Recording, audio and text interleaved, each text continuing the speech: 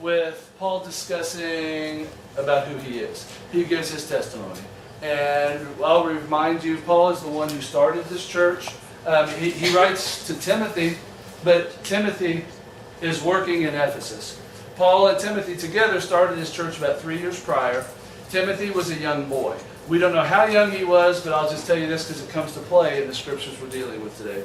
He was so young, if you remember your book of Acts, that there were a couple of guys, Barnabas and Silas, who didn't want Timothy to go on Paul's second missionary journey. It'd be kind of like if we were going to take a mission trip, and me and Brad and Wayne and Donna got together, and we were planning the trip, and I wanted to take one of you guys. And they said, no, they're too young. I don't want to take John Newton. He's too young. He's too immature. And I say, no, John's ready. And they're so mad about it. They're like, I'm not going on that trip because I know it will fail because you're taking somebody too little. He's not ready. And so, but it worked out for God's glory because Silas and Barnabas take their own trip. Paul, Luke, and John Mark and Timothy take their own trip. But anyway, Timothy is so young, he's causing problems. How young is he? I'm guessing he's 12, 13, 14. Because if he was like 8, would you take an 8-year-old on a trip around Europe? A 2-year trip? Not a chance. But if he was like 18 or 20, you wouldn't be saying he's too little, he's too young. So the thought is he's probably 12, 13, 14-ish. And old enough to travel, but not old enough for everybody to be happy about it. And so this is about 3 or 4 years after that. So Timothy, they think, is about 18, 19, or 20. And this letter is written to him. Paul has sent him back to Ephesus, one of the many churches they started, because there's problems there. And they need help. Why doesn't Paul go? Who can answer that question? If there's problems, why doesn't Paul go himself? Keaton. Huh? Oh, your hand was up. No, it wasn't. Oh, okay. Yes. He's in jail. Yeah, he got put in jail. What were the charges against him? Yes. He's a Christian. Yeah, he's a Christian. It's a time in which if the government of Rome finds out you're a Christian, you'd be imprisoned, they'd have a trial, you're found guilty, and you're basically tortured to death. So, Paul's in prison, he's awaiting his trial. He writes in this book, you'll see in Timothy 2 or 3 times where he says, I can't wait to see you again, I can't wait till I'm free, I'll come to you. Do you stay in Ephesus? Does Paul ever come to him? No. There's silence afterwards. So I think we know how the Caesar found Paul. But the book is written to, now, a lot of you guys too, there's a relationship between Paul and Timothy. These guys have lived together for the last 3 years. They've actually been arrested together. They've actually been in prison and tortured together. There's a bond of love between Timothy and Paul. There's just like there's love between the two. So he's sending, it'd be like if, I thought for some of you guys that have been with me on the mission trips, if I had really felt the need to send a person to help the Dominican churches out, and I sent one of you guys, and then once you got there, I might write you a letter. And I love the Dominican church, I also love you. And I might write you a letter explaining, hey, here's what you should do. Watch out for this person. This is a person you can trust. Hey, teach them this and teach them that, and don't teach them this. It'd just be a letter of advice. That's what we're reading here today. The only 2 books of the Bible written to a teenager. In chapter 2 last week, we were talking about the power of prayer. And then he talks about the men and the women in the Ephesus church. And his advice to Timothy was, teach the men to stop arguing and stop fighting. His advice to the women was, teach them to dress more appropriately. So what can we assume about the Ephesian church? What are their men like? Angry. Their men are angry, and their men like to fight and argue. Because why else would you tell, like, if I came in here and said, Braden, you need to stop fighting with everybody at school, what can you assume from that statement? Braden's a friendly guy. Braden is always fighting, okay? So your statements tell you about the individual, don't they? So, and what can it tell you about the women? Well, the women come to church, not dressed appropriate for church. That's what we've learned so far. Today's scripture, we're about to get into it. I hope you were there. I've grieved over it for 2 weeks because I read a book one time, The 7 Difficult Scriptures in the Bible. And this is one of the 7. There are 7 Bible verses you never hear sermons on, you never hear people talk about because they're difficult. They're hard for us. And my thought, honestly, was these here. Let's go ahead and start popping it, Kia. How do we, when we get to something that's really a challenge in life, something that's really difficult, what do we usually do? Ignore it. Cry. Okay. Don't go too fast. I want them to answer. But go up too. There you go. Okay. You're right, Andrew. Sometimes we try to ignore the problems. Am I right? Anybody read a problem they've ignored before? How did it work out for you when you ignored a problem? I had to fight it. What's that? I had to fight it after. Yeah, you have to end up facing it anyways. Usually by the time you've waited, it's gotten worse. What else do we do when we're faced with a challenge or a problem? What's that? Disagree. Sometimes we disagree with the person. Like, let's say, what's Noah's problem? A lot. There's a list. Alyssa. You want me to bust out the list? What's that? He's on drugs. Okay, Noah's on drugs. We all know that. Okay? We get together, the 39 of us, for an intervention, and we say, Noah, we love you, and we want you to stop using drugs. He might say to us, I don't have a problem with drugs. Okay? Is he ever going to deal with the problem as long as he denies it? No. Disagrees with it? No. What else do we do sometimes when we come to problems? Running away. What is it? Oh, you can pop over too. Sometimes we just try to ignore it. We run away from it, pretend it's not there, pretend it's not a big deal or whatever. Yeah, you can pop it. But then what's the fourth choice we have? Fight. Pray. Actually, Fight. I cry. yeah, we pray, we try it. Sometimes with our problems, we actually face them and deal with them. When I was preparing this lesson 2 weeks ago, I went through all these emotions. I thought, you know what, we're going to skip these next 4 verses and maybe the kids won't notice. Especially if I do it in between 2 weeks. But then I thought, all that's going to teach you is, if you come to a part of the Bible you don't understand, you just forget it. Yeah. And do I want you guys to think there's parts of the Bible that are important? Not at all. I thought that I would actually tell you, in these 4 verses, Paul is wrong. But then what might you start to do? If your teacher says these are wrong, then you might come to other verses and you say, you know what, these verses I don't like about sex, or about using my body, or about giving, or about serving other people. Well, those must be wrong too, because Pastor Dan says there's 4 wrong verses in the Bible. This must be verse 5 that's wrong. So we're not going to disagree with Scripture. The next one I tried to do was I was trying to run away from it. I was going to come in here and just like give you a fancy answer and hope that all your heads would nod. Oh yeah. And that you wouldn't realize that I wasn't really talking about what Paul was talking about. But with that all said, we're going to focus on the truth. Let's look at the verses, and then we'll see if we can understand them. They're rough for me. Top row, can you guys all see up there? Is it not too dark for you? Can we go ahead, Julia? Would you start at verse 11, please? In chapter 2, Please. a woman should learn in quietness and full submission. I do not permit a woman to teach or to assume authority over a man. She must be quiet. For Adam was formed first, then Eve.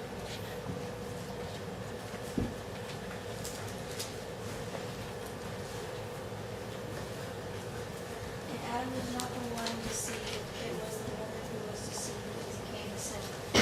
The woman will be saved through childbearing if they can continue in faith, love, and holiness with property. Okay, somebody boil this down. I know there's a lot of words in there. Let's boil it down to one sentence. What's Paul saying basically in one sentence, Dusty? Basically, the man who was like made first. One sentence. One sentence. What's he saying? Man was made That's his sub-point, I think. A man Noah? Women need to be under the man's authority. Women should shut up. Is basically what he's saying. Am I right? Shut up. He's basically saying women should shut up and listen to the men. And he says the word submit. Basically, the idea of submit is if I say, if Laura and I were going to eat, and I say we're going to Mikasa, and she says we're going to Pizza Hut. If we end up at Mikasa, she had to submit. She had to give what I wanted. Okay. So the women should let the men have what they want and shut up. Okay. Now, if I teach that in here today, how many students am I going to have next week? None. One left. The boys. Yeah, I see 7 hands go up, and it's the boys. Not just the boys; it's the boys who are chauvinists. Okay. Do you see why I say it's a difficult passage? Because if I come in here and say, well, it's cultural. Can you go ahead and hit the next one? What is it being said? Whenever you translate Scripture, whenever you read a Bible verse, the 2 questions that should come to your mind are, first of all, what's being said, and what does this mean to me? Because Paul wrote it to Timothy, but you know why they saved it in a thing called the Bible and made it the most popular book ever written? Is because it applied to my great-grandpa. It applies to me. It'll apply to my great-great-grandchildren. It'll apply to people in 2,000 years just like it did 2,000 years ago. This stuff is timeless. This stuff is God's perfect message to me in the year 2013. It's there for a reason. So what does it say to me? But if I come in here and say something like, this is cultural. 2,000 years ago, the women were not the same as today. Times have advanced. We've had the feminist revolution. Then you guys might think something like, well, isn't that stuff he said about your body, isn't that also cultural? Or isn't that stuff that he said about being baptized, isn't that cultural? Or the stuff he said about loving others and serving others, that's cultural too. No, that's not the case. Or some of you guys might come and say, well, it's just an allegory. You guys know that the Bible, and I did this with you guys who were here last year. So the juniors, seniors, and sophomores, forgive me for repeating. But when you study the Bible, when you read it, you have to decide, is this literal or is this allegorical? For instance, when Jesus says, I am the Lamb of God, is that literal or is that an allegory? It's an allegory. Was Jesus really a lamb? Did Jesus go bah, and when he jumped over fences, people fell asleep? Okay. No, he was a human. He's called a lamb because he was sacrificed like lambs were sacrificed. But when it says Jesus died and rose again, is that literal or is that an allegory? Literal. He really did die. He really did raise again. Okay? So it's hard for us when we read the Bible because sometimes the Bible is literal. Sometimes the Bible is an allegory. And if I say, well, this is an allegory, then you might say, well, aren't all the other important verses an allegory? And so I've run up with the thing. Let's see if we can understand this. What was Paul's relationship again? Somebody remind me. What was Paul's relationship to Timothy? Not a father figure. Okay, he was very much a father figure. We do know also from Acts that Timothy has a mom and a grandma, but he does not have a father or a grandfather. So Paul has become like a father to him. No, you had your hand up? I was going to say. Okay, he's like a father to him. I'd say it's even more than that. Because he sent Timothy to be a minister. Is it easy for an 18-year-old to have a troubled church? To be in charge? Could you imagine at your guys' age, you seniors, could you imagine if you got sent to a foreign country and you were made the minister of a large church? And then to come to find out that if you were found out, you're going to be tortured until you died? You're the minister of an underground church, and the church has a lot of problems. So I think, remember, there's a relationship of love. He's giving Timothy advice that's very specific. In chapter 1 of this book, he tells him two people that don't listen to. There's a guy named Hymenaeus, and who was the other guy? Starts with an A. There were two guys he said, don't listen to them. These guys are bad people. In 2 Timothy chapter 4, he lists 8 people who are good people. He says, use them, help them, listen to their advice. So here's a guy giving practical advice to a specific church. And then also let's consider Paul's what was his relationship to the church at Ephesus? Who remembers? What's Paul's relationship? Yeah, he started the church. Does he know every person in the church? Yes. If you start a church, and then say 6 months later there's 100 people coming, but the guy who started it know the 100 people? Yes, the only reason they came was because he was there. In the book of Acts chapter 18 and 19, you read about the 6 months, what happened when Paul started the church of Ephesus. He knows everybody who's there. He knows the guy who's the minister like a son. He writes very specific advice. If I was going to write a letter to you, and I knew where you were going and everybody there, wouldn't I give you some specific advice that would help you? Because I love you and I love the church. Okay, here's what I'm going to throw out to you guys. Did I have one more plate on that one, or was that it? Okay. I think what Paul is writing, when he says, tell the women to shut up and tell the women to listen to the men and do what the men say. I think what he is doing is, he is writing to a specific individual about a specific church. Does that mean every woman in every church should shut up? I don't think so. Does it mean every woman in every place should listen to every idea man, that every idea a man has is right and every idea a woman has is wrong? I don't think so. I think Paul is writing to a specific individual and a specific situation. And when he tells the people to dress appropriately, in what we studied last week, is because he knew they were coming to church not dressed appropriately. When he tells the men to stop fighting and arguing all the time, is because he knew that these guys were coming to church and all they were doing was fighting and arguing. And he is worried about the reputation of the church. Any questions or comments? Can we move on, or does anybody have anything they want to throw out? Okay, we're going to add this all up when we get to chapter 3, so remember that stuff. All right, who did we leave off with? Ty, you read last. Would you mind just reading for us in chapter 3? Would you start us off with verse 1? And then we'll just kind of come around snake-like. How about it? Here is a trustworthy saying: if anyone sets his heart on being an overseer, he desires faithfulness. Now the overseer must be above reproach, the husband of but one wife, temperate, self-controlled, respectable, hospitable, able to teach. Not given to drunkenness, not violence, but gentle, not quarrelsome, not lover of money. He must manage his own family well and see that his children obey him with the proper respect. If anyone does not know how to manage his own family, how can he take care of God's church? He must not be a recent convert, or he may become conceited and fall under the same judgment as the devil.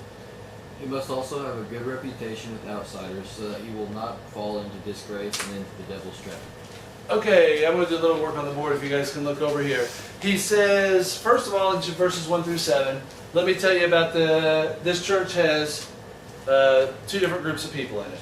Let me tell you first of all about the presbyteros. Later on, I'm going to tell you about the diakonos. These are Greek words. That's how Paul wrote them down when he penned out the letter. Presbyteros is, if you guys have ever been to a Presbyterian church or heard, that's where they get their name, Presbyterian, from. Did you grow up that way? That's where they draw their name from.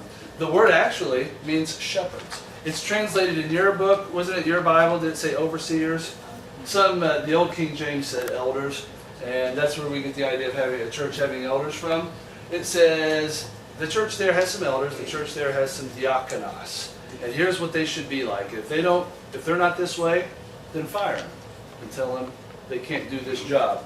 The word presbyteros in the Greek means shepherd. It's shepherd. But it says that in the book of Matthew when it talks about the guys who were out watching their sheep and the angels showed up and the glory of the Lord was everywhere and they told them to go to Bethlehem because the baby was born. Presbyteros. It's a person who is a shepherd. The idea was that a shepherd protected the sheep, would die for the sheep, told the sheep where to find water and where to find grass, and basically took care of them. Presbyteros. You guys just throw out the sentences you just read to me. If you're going to be a shepherd, if you're going to be a leader, what do you need to be like?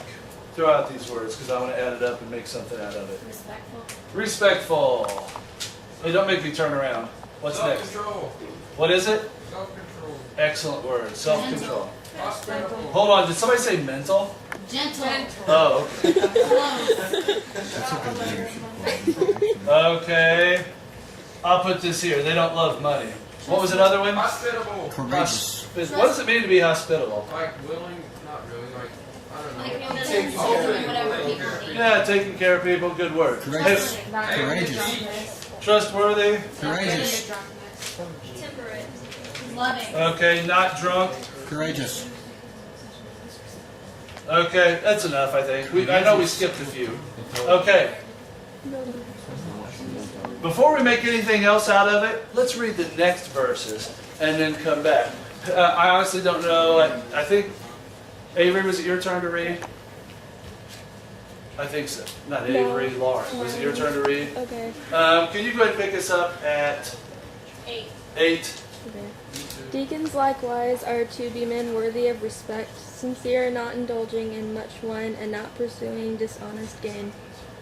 They must keep hold of the deep truths of the faith with a clear conscience.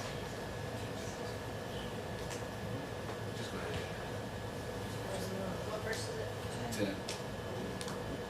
They in a manner worthy of full respect. 1 Timothy 3:10. They must first be tested, and then if there is nothing against them, let them serve as deacons.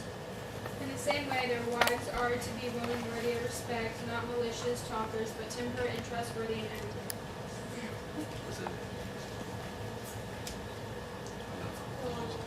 13? Okay, this is 2 more. Okay. A deacon must be disciplined of but one wife, and Those who have served well gain an excellent standing and great assurance in their faith in Christian. Okay, throw out the words, if you want to be a diakonos. Oh, I need to do something with this, don't I? Diakonos, how did they translate it in your version? They said the word deacon. You know what they did? They just scratched a couple of letters off and said deacon. They didn't change it to what it really is when the translators did it in the King James, or even when they did it 100 years ago when they wrote the NIV, or 50 years ago when they did the NIV. They created a word that wasn't an English word. They just, okay, let's change all the Greek letters to English letters. Does anybody know what the word deacon means? It's the word for servant. As for instance, in John chapter 13, it says when the disciples and Jesus went to the upper room, there was not a diakonos there, so Jesus took the basin and the towel and went around and washed the disciples' feet. Back then they had servants and slaves. It was a very common part of Roman culture. A servant was someone who did what you told them to do, and if they didn't, you would punish them or kill them. In the church, they had shepherds and they had servants. All right, what do you have to be like to be a servant? Throw out the words to me. What is it? Sincere? Willing to do what you're told. Trustworthy and temperate. Okay, hold on. What is it? Temperate. Hospitable. Okay. Okay, yeah, we got that one. Take care of household. Okay, take care of your home. That was in the elders too. We just didn't write it down. Temperate. And it says one wife. Actually, in the Greek, it says a one-woman man. It didn't say you should have one wife, but that's how they translate it. You should be a one-woman man, etc. Did you notice something as we were doing this? What do you have to do if you want to be a leader, and what do you have to do if you want to be a servant? Right there. If you want to serve Jesus, if you want to be a leader of Jesus' church. Real fast, can we look at these words? Everybody got their eyeballs up? Respectful, gentle, self-controlled, don't love money, someone you can trust, hospitable, courageous, not a drunk, someone sincere. Who's this? If you have a wife, you only have one. Can you think of a person who models all of these words? Paul. Jesus. That's the only one I can think of. Basically, his words to Timothy are, Timothy, if somebody's going to serve in your church, if somebody's going to lead in your church, they should be like Jesus. In the church, any church, since 2,000 years ago to today, there are 5 types of people we have. Some we are visitors. Every church has people that will come and see what all the noise is about. Maybe a friend invited them, or they come because there's a special party. Oh no, go up. Holy cow, holy cow. Faster, faster, faster. Okay, what other kinds of, so every church you'll always have, say if you have 500 people like we do on a Sunday, we'll always have 5 or 10 visitors. What other kind of people do we have? We have some who, I call them attenders, I can't think of a better name. People who come all the time, but they really don't do much more than come. That's not a problem. We love having people who come to church. That's the whole idea of church. So I don't know what else to call them. They're not really visitors because they come all the time. And I love having those. Then we have some people, usually this is like a ladder, some people who start to serve in the church. Like I'll say, can you help out with 1,010? And they'll show up. Hey, oh, by the way, I forgot to mention it. All the men and the girls who don't mind doing some work, Aaron is being married this Saturday. Aaron, the worship guy, is going to be married here at the church. And after church tonight, we're going to set up tables and chairs for his wedding. So if some of you butch girls and guys can't help out, I don't mean that. I just mean girls who don't mind sweating. If some of you want to hang out and to do tables and chairs. And some of you guys will do that because you're servants. The next level is leaders. That's like my D group adults over here. Or if I say we're going on a mission trip and I need 6 adults to help me, some of my leaders will sign up and they will do that. Or we'll say, hey, we need somebody to teach, like Adam Jackson is teaching, because I can't teach both classes at the same time. So we always have a smaller percentage of people who are leaders. And then finally, Timothy was sent there, and we know later that he was collecting offerings from the people, and they were paying his salary, so all he did was church. Every church has a couple of ministers, those who are paid to do God's work for his people. What he's saying is, if you're at that level of servant or leader or minister, you need to be like Jesus. My last question before we break into D groups is why? Why? Why do people need to work really hard? Is this easy stuff? Is it easy to always be gentle? When you are, would say if you're serving others, does everybody always appreciate you when you serve? You know these guys that cook the meals? They often, I know this because I cook one a semester. People will come in the middle, like after you've spent 4 hours cooking, and what are some of the things they'll say? Ew, this is all. Yeah, this is cold. How come we don't have this? Yeah, you should have got brown mustard instead of yellow mustard. I can't believe you. You will work yourself till you're dead and have people come up and say idiot stuff to you. Is it easy when you're a servant or a leader to always have self-control, to always be trustworthy, to always put others ahead of yourself, to not have any bad habits, to always be willing to teach and to help others? You know what? This is hard stuff. Why is this important? Why does Timothy need to know this, and why do you? Because remember we said 2 questions. What is being said? What does it mean to me? Why do you guys need to change who you are and become who you should be? Why? Tyler. I think it's because it's the harder path, and it's like you're trying to prove yourself to change. Okay. Did anybody ever go to a group, maybe it was a church or maybe it was a club at school or some other group, where the people who were there, one of your first thoughts were, I don't want to be like them? Did anybody ever join a group? Did you ever hang around a group of people and they acted like idiots? Okay. Why did you not want to be a part of that group? Because they're not. Oh, just Sarah first. What's that? Louder. But why didn't you want to, yeah, John, or is it Megan? Because they're not doing the right thing, or they're not like. Okay, let's say you go to this new club and it's called the Christian Club. Say they just started at your school. You go to the Christian Club and the kids that are there are cussing and trying to physically hurt each other. Are you ever going to go back to Christian Club? No, because you'll think that those 2 or 3 kids that were there represent the whole group. Here's what Paul is saying, or Jesus is saying through Paul's letter, is people will decide about Jesus Christ based upon, based upon Jesus Christ, how you act and how you show love. Now look at that verse that's up there. You are the only Bible, not a verse, I made it up. You're the only Bible that someone will ever read. If the school knows that you're a Christian kid, they know you go to church, maybe you wear a Christian t-shirt or you carry a Bible around, and however you act, I'll go up to you, baby. People will assume Jesus is what you are, because that's how things work. I tell you guys when we go on a mission trip, if you guys act like idiots, they'll think all Americans are idiots, because you're the only American they know. You're the only Christian that a lot of people know. You're the only Bible that some will ever read. And they will base it upon your level of maturity, your level of obedience, your level of sacrifice for God. Genesis 1 verse 7, you guys remember we did that last year, and I kind of boiled it down to that's the key verse of the rest of the Bible, where he says God took the dust and formed it in his hands and blew his spirit into it. You are half dirt and you are half the Spirit of God. And the rest of life is that struggle. The half of you that's dirt wants to take control and do dirty things, gross things, and return to the dirt from which it was formed. But the half of you that is spirit wants to return to that mouth of God and be spiritual and be holy and be better and be separate.